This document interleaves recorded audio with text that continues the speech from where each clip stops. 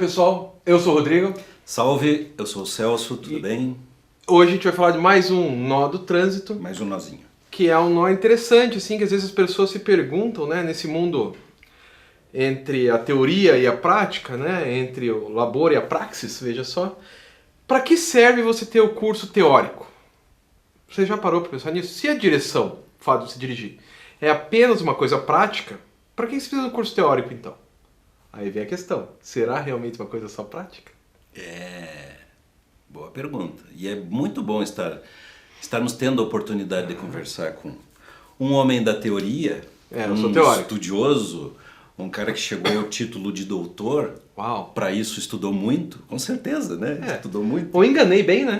Ou enganou bem. Não, ele é estudioso, Para que tanto tempo, né, de preparo? Vamos ampliar um pouquinho. A gente já volta lá para a questão do trânsito. Tem essa visão, né? Mas é uma coisa prática, é saber ligar, trocar de marcha e tal. É difícil, é mesmo difícil, assim, numa primeira olhada, você relacionar a importância da teoria. Mas isso é meio que para a vida inteira, né? Por exemplo, um médico que tenha muita prática, ele pode ou não pode fazer uma cirurgia? Ele precisa estudar? Pois é, né? Qual é a importância Você deixaria disso? a sua vida nas mãos de um cara que só sabe na prática? Então, Né? Sei lá, né? deixa eu contar uma história, você vai gostar dessa, não sei se eu já te contei. Tem um amigo, Paulo Ferreira, famoso aí, palestrante, um cara genial aí para otimização de potencial de vendas de equipes. Um cara fantástico, ele sempre conta essa história. De um amigo que é médico e do outro amigo que é mais amigo do que ele, do médico. Então, a história de duas pessoas ali, o cara é médico e o outro é só um palpiteiro. E gosta do assunto e fica sempre perguntando, ele quer saber tudo da medicina, mas nunca fez o curso. Nunca fez o curso e nunca... Aí um dia ele provocou o amigo médico e disse assim, escuta, será que eu não posso entrar na sala de cirurgia contigo para ver você fazendo as cirurgias? Né? Ele pode. Eles eram muito amigos e tal, não sei bem por que circunstâncias foi possível, mas esse que não é médico assistiu a várias cirurgias. Ele adorava ver a cirurgia de apendicite, houve uma época que isso era moda. Né? E um dia ele chegou para um amigo médico e disse assim, eu já vi você fazer tanto esse troço aí que eu sou capaz de fazer. Daí o amigo médico viu ali uma oportunidade, né? De dar aquele coice. Tem certeza? Tenho certeza, mas escuta, tem que ter muita coragem para... Não, isso é comigo. Mas tem que saber a técnica. Eu sei que... Anota aí, você vai ver que está tudo certinho. Primeiro você tem que fazer isso, depois tem que fazer aquilo e tal. E foi surpreendente, de fato, muito senso de observação. Beleza, aí o médico disse assim, tá bom, a próxima você vai fazer. Nisso já chegou um aviso que alguém estava entrando em cirurgia de emergência e tal, agora é contigo. E levou aquela condição até na última hora e foi dando medo, claro. Nesse amigo que só tinha, né, só achava que sabia fazer, disse assim, mas você vai deixar eu fazer mesmo? Vou. Mas e se alguma coisa der errada? Daí, meu amigo, precisa de 8 anos de medicina para te ensinar a fazer como o que deve ser feito numa hora dessas. Então, peraí, não é à toa, né? Existe de fato uma importância. Tudo der certo, eu dirijo um avião. Se tudo der certo. Se tudo der certo, qualquer um de nós dirige um avião. Mas se der alguma cagada... Como é que você vai sair dessa?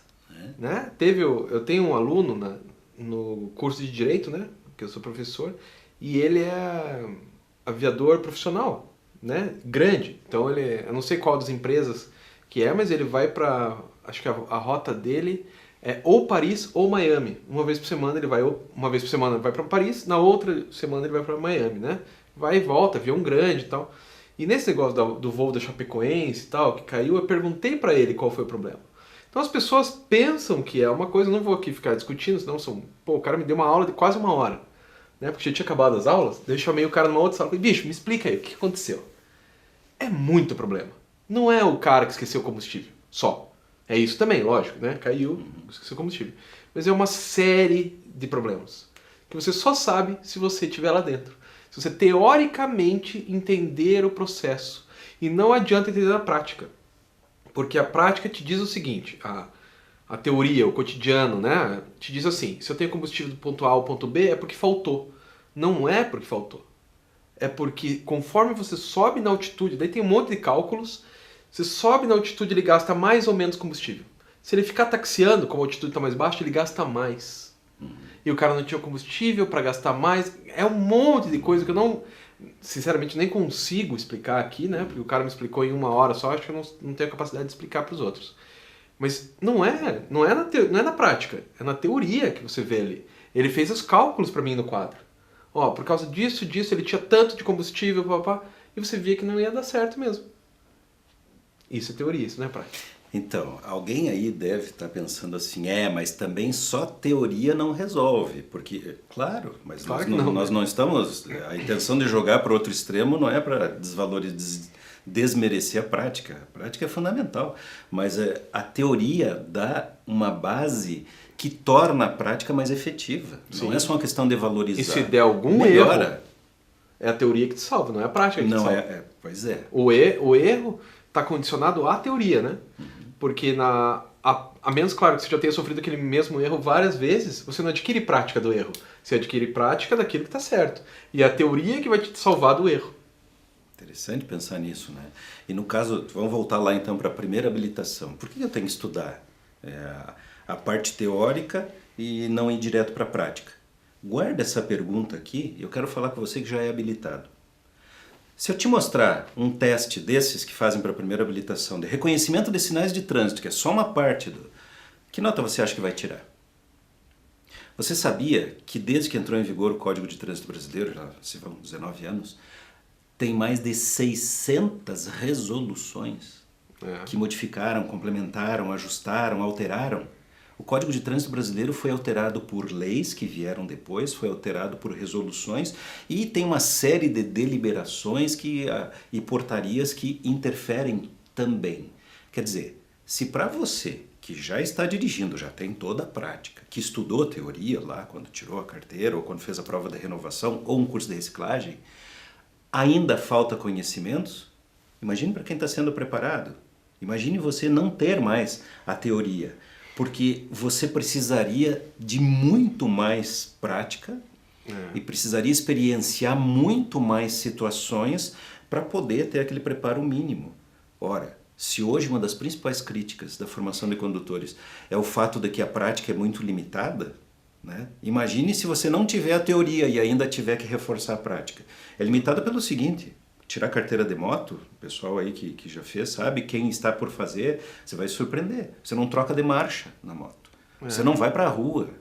Né? Você não... Fica dentro daquele circuito. Dentro do carro. Carro é melhor, mas era uma área limitada dentro da cidade. Você nunca dirige sozinho, está sempre com o instrutor, com comando duplo. Por questão de segurança você está aprendendo. Mas não tinha que ter então depois um aprendizado complementar, é o que nós na Tecnodata defendemos. Deveria sim. Ao chegar na PPD deveria ter um conteúdo complementar. Agora, os bons CFCs, as boas autoescolas, elas são boas desde a teoria. Claro. Desde a teoria. Porque se você entender os motivos pelos quais existem as restrições, você tem que fazer desse jeito, fica muito mais fácil. É aquela questão do negócio da velocidade, né? Acho que já comentamos aqui. A velocidade máxima em área urbana recomendada no mundo inteiro é 60. A OMS está baixando isso para 50, 55 por questões de segurança. Mas 60, lá na Convenção de Viena, foi convencionado, em 1968, foi convencionado que não deveria a velocidade em área urbana ser mais do que 60. Por quê? Porque uma pessoa atropelada a 10 km por hora se machuca, mas não é tanto quanto alguém atropelado a 20, que não é tanto quanto alguém a 30 e assim por diante. Quando chega nos 60, próximo dos 60, está chegando a zero a condição da pessoa sobreviver a um atropelamento. Como em área urbana tem gente andando a pé, pode ser você mesmo depois de estacionar o carro, né? Lembre-se disso. Nós temos que pensar em proteger o mais frágil, nesse caso é o pedestre. Então a legislação de trânsito, os limites de velocidade, elas têm uma base científica, ou seja, uma base teórica. Também, né? E histórico, claro. Daí que esses conhecimentos todos se juntam, e isso, gente, isso é teoria. Senão você fica capenga. Porque assim, eu dou aula há muitos anos, né? Eu dou aula, na faculdade há 12 anos, em faculdade. E antes dava aula de software e tal. E se você não tem teoria, você é capenga. Você fica capenga, você vai fazer. Você vai fazer aquilo. A hora que muda alguma coisa, você se quebrou. Você fica limitado. Falta, né? Falta alguma coisa. Porque você não entende os princípios e aí em algum momento vai faltar. Em algum momento vai fazer muita diferença, vai fazer muita falta você não ter tido uma boa base teórica. A boa notícia é que, mesmo quem aprendeu já na prática, ainda pode recuperar o tempo perdido. Vai ter alguma dificuldade a mais por causa de alguns mitos que vai criando, Claro. alguns conceitos errados, mas é possível. Agora é o seguinte, o ideal é o quê? Você está pegando uma pessoa para alfabetizar, uma criança, perfeito, tá? Siga o plano. Tábula rasa. Siga o plano. Já tem soluções pedagógicas bem boladas. Você está pegando alguém que não sabe conduzir e vai começar do zero, siga o plano. É teoria e prática. Agora, você tem que pegar alguém que já é macaco velho e não aprendeu direito e só enrolou, você já sabe que vai enfrentar mais dificuldades. Não é impossível, né? A aprendizagem é para a vida inteira. O cara tem título de doutor, não para de estudar. Não dá. Separado aí. Não dá. Aí você perde o bonde, né? Perde o bonde. Então, tudo é possível, mas existem formas mais inteligentes. E para encerrar, eu sempre conto nos treinamentos que eu dou e nas entrevistas, quando tenho oportunidade, eu dou esse exemplo. As pessoas, depois que sofrem um acidente de trânsito, e especialmente quando é um acidente leve, né? A pessoa não morreu, mas morreu alguém, ou ela mesma se machucou muito, enfim, essa pessoa sobreviveu, ela passa a ser muito mais cuidadosa dali para frente, porque é o mecanismo da aprendizagem pelo trauma. Nada mais prático do que isso. Agora, você pega alguém que não teve nenhum acidente. Você precisa fazer essa pessoa se machucar, esperar que ela tenha um acidente para ela aprender a se comportar com segurança? Nós somos mais inteligentes do que isso. Ou pensamos que somos, né? Agora, quem dá isso não é a prática. É a teoria. É a teoria. E só a teoria é capaz de aumentar a sua percepção. A prática não aumenta a sua percepção, a menos que você se envolva em algum problema, mas a teoria aumenta a sua percepção e ajuda você no momento do erro. No momento que dá um problema, né? Por exemplo, eu me lembro de uma coisa bem comum, assim.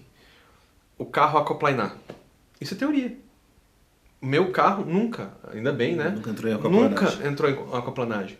Porque eu sabia que se ele entrasse eu não podia pisar no freio. E isso é teoria. Eu nunca pisei no freio para descobrir que ele ia rodar e eu ia bater. E eu nunca pisei no freio, pelo menos não até hoje, né? Não estou dizendo que eu não vá fazer, porque às vezes o desespero você pisa mesmo. Instintivamente. Mas até hoje eu nunca pisei. E já tive momentos do carro deslizar e eu não pisei. Eu tirei o pé do acelerador, mas eu não pisei no freio.